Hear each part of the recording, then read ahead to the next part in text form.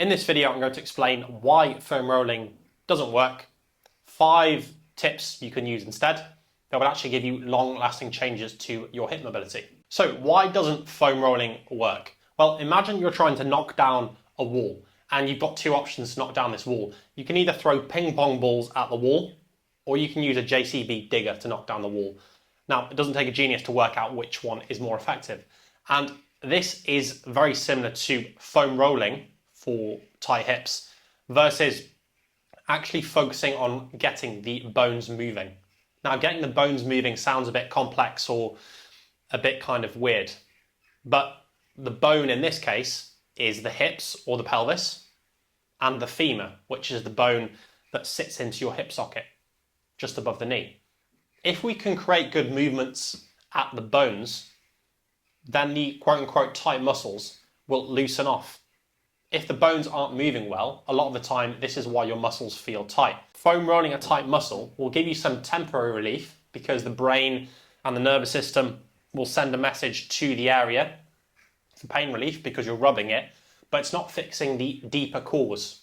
Imagine there's layers of an onion and foam rolling is like the very outer layer. It's giving you some temporary pain relief, but attacking the root cause in the middle is the bones. Getting the bones moving well will fix everything else. So number 1 is to get your pelvis moving well. So we've got 3 different movements that we need to work on here. We need to get your pelvis rolling forward and rolling back well. We need to get it shifting side to side well, and we need to get it rotating well. So 3 different exercises for this. Exercise number 1, lie on your back. Imagine your pelvis is a ball and you're very slowly going to roll that ball forward. So you have an arch in your lower back and your lower back is off the floor. And then you're going to roll that ball back so your lower back is flat into the floor. Do this as slowly and smoothly as you can. Inhale as you arch off the floor, smoothly through your nose, and then exhale smoothly through your mouth as your lower back goes flat into the floor. You can do this for 2 to 3 sets of anywhere from 10 to 15 breaths. This is going to clear up a lot of movement of the pelvis and it will relieve a lot of tension and tightness in muscles around the hip. Exercise number 2 to get the pelvis shifting like this, well, is scissor slides. So you're going to lie on your side next to a wall, knees at 90 degrees, feet are going to go flat on the wall. Imagine you've got super glue on the bottom of your feet, they can't move, they're stuck on the wall. Your hand is going to go on that top leg and you're going to shift that top leg over that bottom leg and back. So top knee over that bottom knee and back. You should feel a really nice opening sensation at the glute and potentially the lower back as well. Again, make sure your feet are glued to the wall so all the movement is coming from your hips. Do this as slowly and smoothly as you can. Go for 2 to 3 sets of anywhere from 15 to 20 reps. And lastly, to get the pelvis rotating well, we've got some med ball work. So set up in this tall kneeling position, scoop pass if you played rugby before, and you're going to scoop pass and throw that ball into a wall or something that's going to bounce off. Make sure the wall's strong enough and it doesn't go right through. And relax as much as you can, rotate, let everything rotate, lose tension, do 10 reps one side, 10 reps on the other side.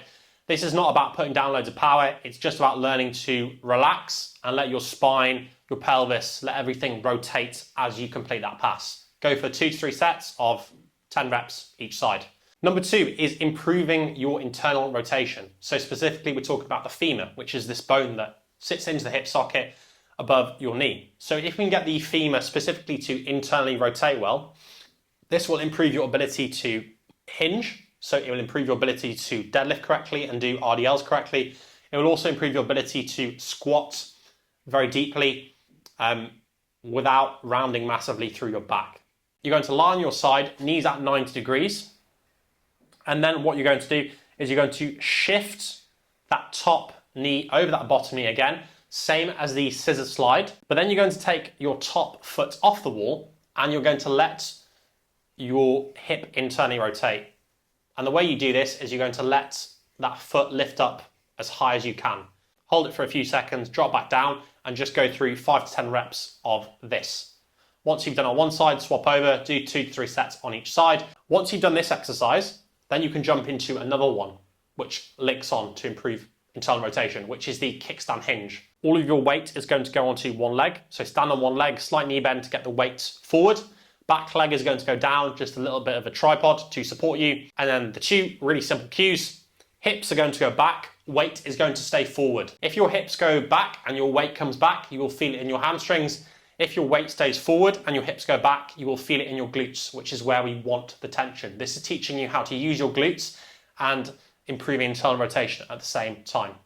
So nice neutral spine, as low as you can into this hinge, and you're going to hold it in the bottom position for 30 seconds. You can use a weight or a light ball, as this client is doing, to help you reach forward and keep that weight forward. This can help with a lot of people.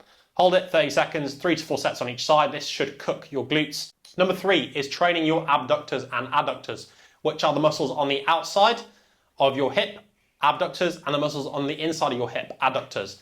A lot of people really neglect these when they're doing their typical leg day, and training these muscles, again, will help relieve a lot of tension and tightness around the hips, which will improve your mobility and get them feeling less tight. Easiest way is using a cable machine. Clip into a cable attachment on your foot, use a PVC pipe or a stick to support you in one hand, as I'm doing, and then you're going to do abduction first, which is with a straight leg, moving your body away from you. 15 reps, and then you can spin around and you can do adduction. 15 reps again, and then swap over to the other leg. Tip number 4 is to improve your foot mobility.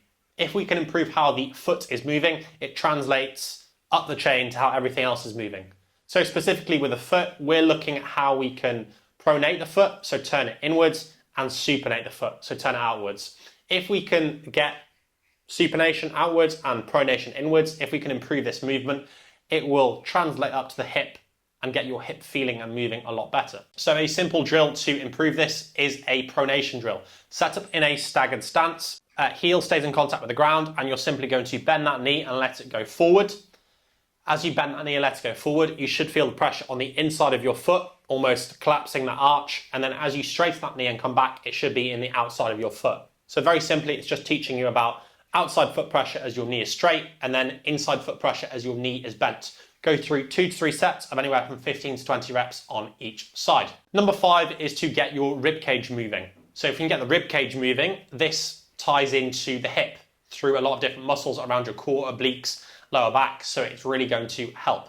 So a simple way to do this is to do more med ball work. So another variation, set up in this tall kneeling position and do some round the world slams. Alternating, nice and smooth, not a lot of tension, 2 to 3 sets, anywhere from 10 to 15 reps. By the way, if you enjoyed that video, just check out the top link in the description if you would like to work with me one-to-one. Take care, and I'll see you in the next one.